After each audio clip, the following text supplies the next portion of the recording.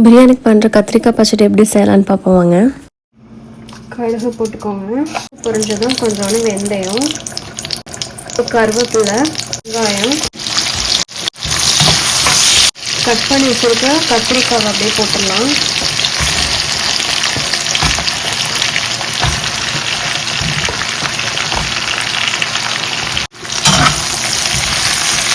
கத்திரிக்காய் அப்படியே கொஞ்சம் வதங்கட்டும் எண்ணெயிலேயே. உப்பு போட்டுக்கோங்க.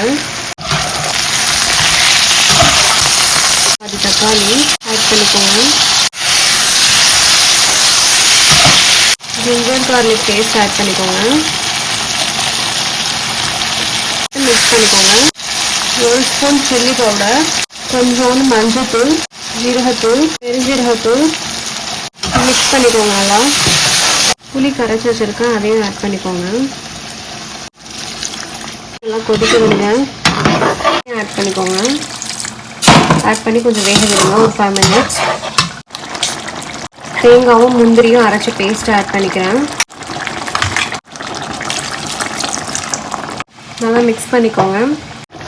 கொஞ்சம் ஸ்வீட்னஸ்க்கு ப்ரௌன் சுகர் ஆட் பண்ணிக்கோங்க. மல்லிக்கீரை போட்டுக்கோங்க. கடைசியாக போட்டுட்டு ஒரு 5 மினிட்ஸ் சிம்மிலே வைங்க. எண்ணெய் பிரிஞ்சு வந்தோன்னே ஆஃப் பண்ணிக்கலாம். அவ்வளோதான், நம்மளோட கத்திரிக்காய் பச்சடி ரெடி.